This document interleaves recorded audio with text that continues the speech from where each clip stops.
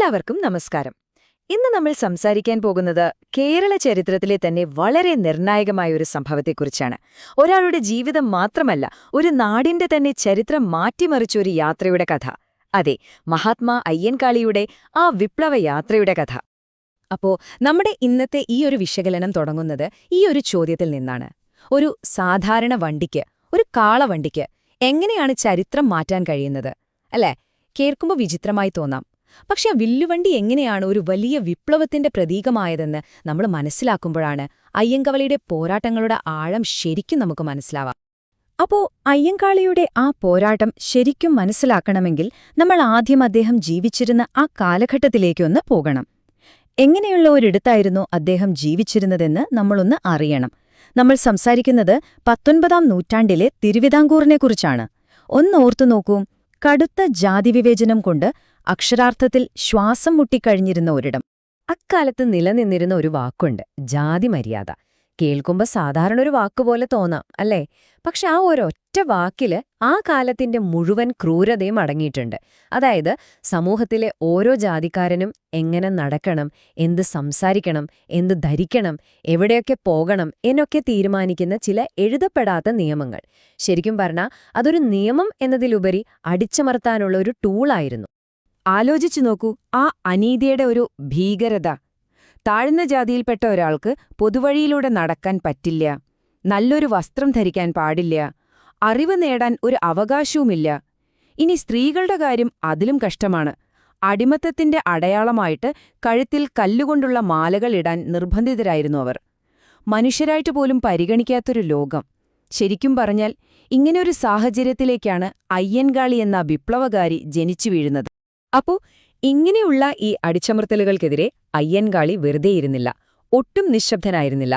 അദ്ദേഹം തിരഞ്ഞെടുത്തത് നേരിട്ടുള്ള തുറന്ന ഒരു പോരാട്ടത്തിന്റെ വഴിയായിരുന്നു. ആ വലിയ പോരാട്ടത്തിന്റെ തുടക്കം കുറിച്ച ആ ചരിത്ര സംഭവമാണ് വില്ലുവണ്ടി യാത്ര. ഇതൊന്ന് ശ്രദ്ധിച്ച് കേൾക്കണം.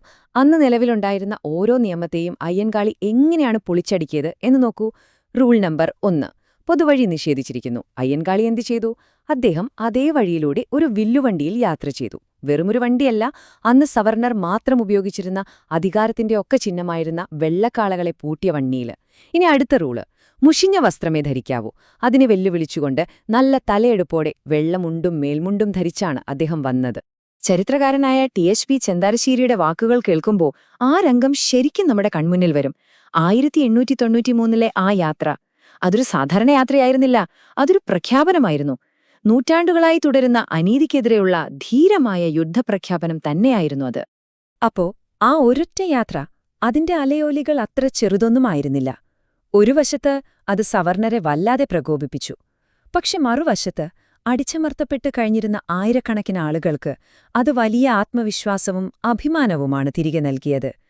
അതായിരുന്നു ശരിക്കും ആ വിപ്ലവത്തിന്റെ തുടക്കം.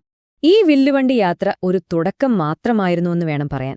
ആ ഒറ്റയാൾ പോരാട്ടത്തിൽ നിന്ന് പതിയെ പതിയെ അയ്യൻകാളി ഒരു വലിയ സംഘടിത ശക്തിയായി മാറുകയായിരുന്നു.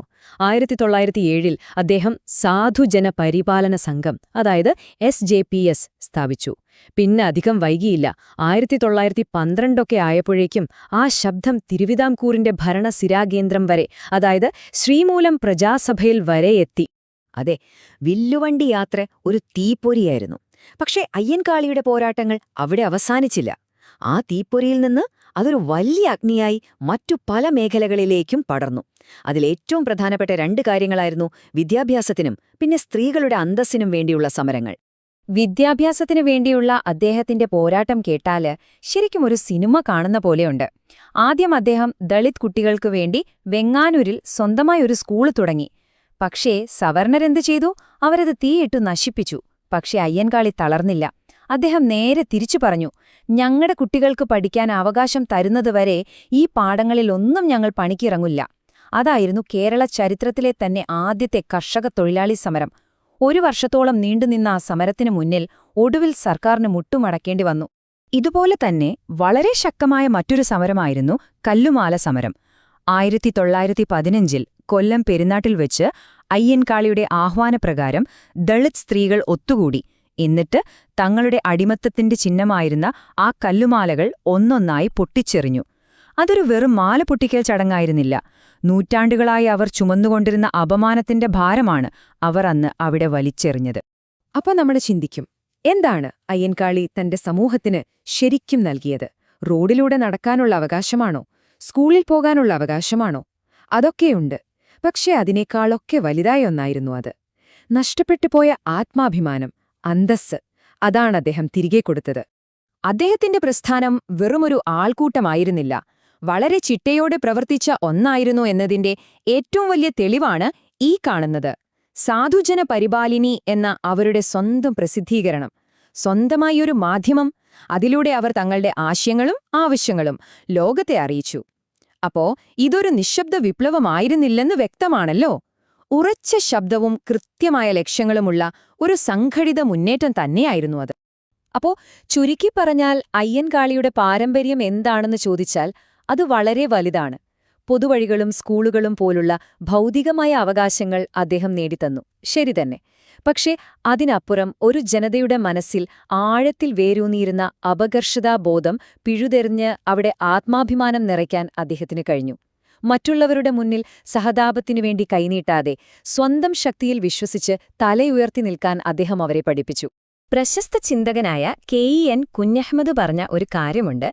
കേരളത്തിന്റെ സാംസ്കാരിക ചിഹ്നം എന്ന് പറയുന്നത് കഥകളി പോലെയുള്ള ഒരു കലാരൂപമല്ല, മറിച്ച് അയ്യൻകാളിയുടെ ആ വില്ലുവണ്ടിയാണ് എന്ന്. എത്ര ശരിയാണല്ലേ? കാരണം ആ ഒരൊറ്റ യാത്രയാണ് കേരളത്തിന്റെ ചരിത്രത്തെ മാറ്റിമറിച്ചത്. അയ്യൻകാളിയുടെ ആ ചരിത്രയാത്ര നടന്നിട്ട് ഒരു നൂറ്റാണ്ടിലേറെയായി. പക്ഷേ ഇന്നും നമ്മുടെ ലോകത്ത് അനീതികൾ അവസാനിച്ചിട്ടുണ്ടോ? ഇല്ല. അപ്പോ ഇന്നത്തെ കാലത്തെ അനീതികളെ വെല്ലുവിളിച്ചുകൊണ്ട് ഒരു പുതിയ ലോകം സ്വപ്നം കണ്ട് അത്തരത്തിലുള്ള പ്രതീകാത്മകമായ ഏതൊക്കെ യാത്രകൾ നമുക്ക് ചുറ്റും നടക്കുന്നുണ്ട്? ഈ ഒരു ചോദ്യം ഞാൻ നിങ്ങൾക്കായി വിട്ടുതരികയാണ്. ഒന്ന് ചിന്തിച്ചു നോക്കൂ.